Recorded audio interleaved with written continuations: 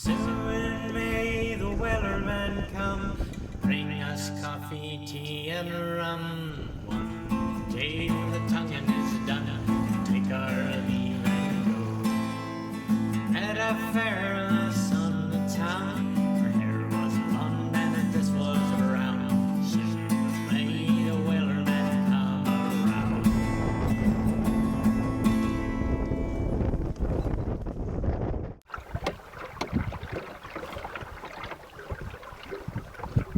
It's early spring, and I'm back on Energy Lake for my first time out on the water this year. You may notice how bare the trees are this time of year, and they're getting ready to start leafing out. I can already see some buds forming, but I've noticed that this lack of foliage actually seems to make the wind a little bit steadier and a little bit more consistent, especially considering that this lake is very protected and completely surrounded by woods. I've always used Energy Lake as a sort of testing grounds, and it is the perfect location for this 12-foot skiff. Energy Lake runs from east to west. It's maybe about a half-mile long by a quarter-mile wide, and on this day the wind is out of the southwest, as it most commonly is. So I'm rowing upwind in order to get in position to begin my long downwind sail, and I'm planning to make a full lap around the perimeter of the lake.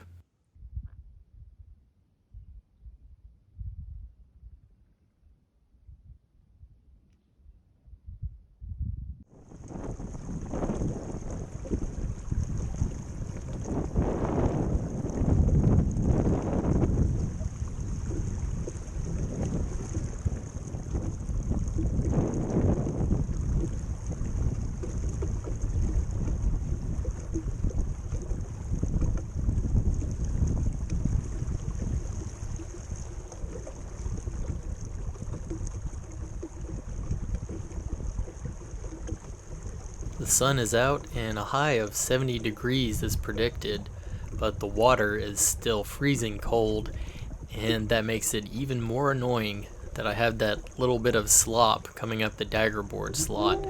I'm currently working on a solution for that. I'm redesigning that trim piece to give it a little bit of overhang on the interior of the trunk that will hopefully deflect most of the water, and I'm also designing a cap because I don't even use the daggerboard all that much anyways. I'm generally sailing dead downwind or broad reaching or getting close to a beam reach but not quite.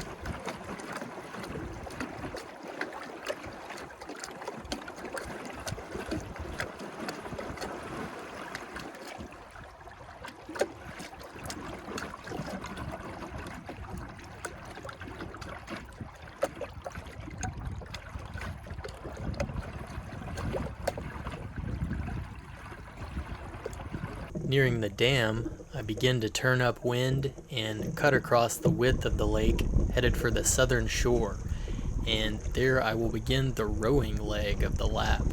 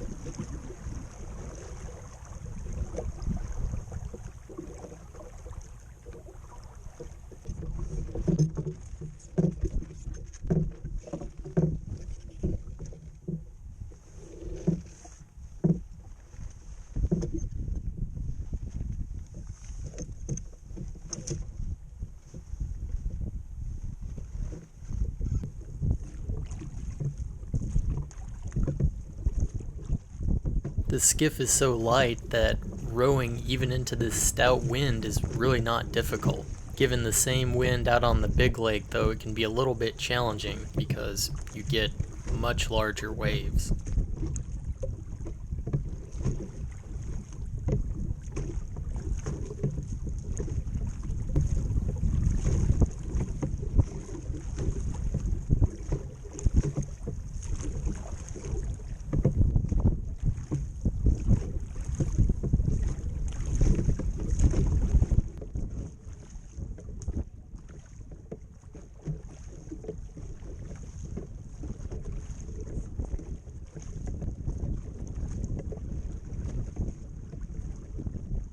To port is the Energy Lake campground, and I'm just rowing along the southern bank parallel to it, making my way back to the back of the lake where the beaver bog is and my starting point.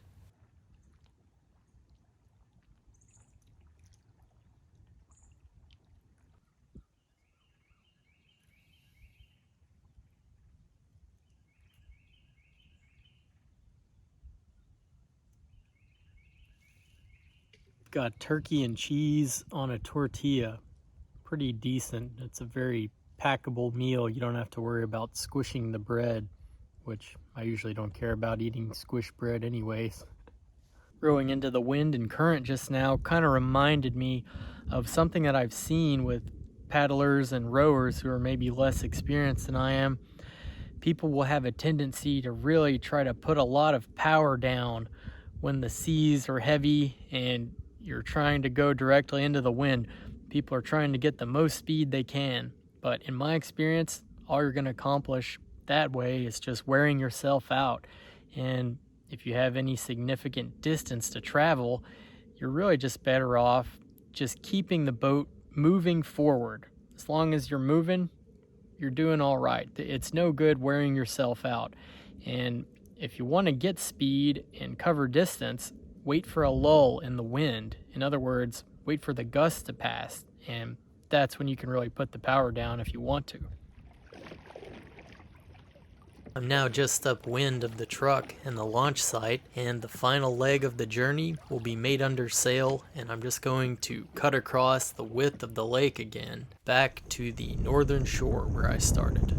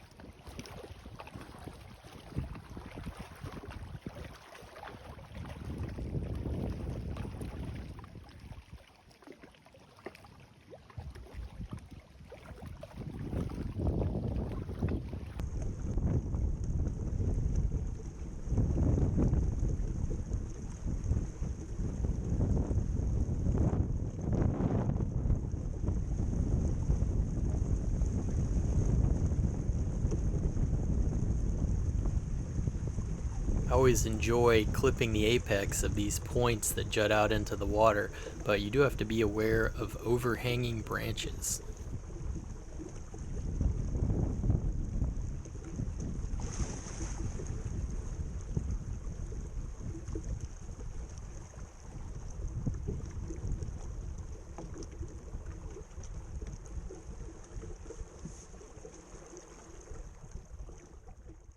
This channel will continue to charge along under full sail, but at cumberlandrover.com I offer videos not available on this channel or anywhere else. The videos and articles are free. I don't run ads, but I do have a store offering some unique handmade products of my own design that I think will be of interest to sailors and outdoor enthusiasts.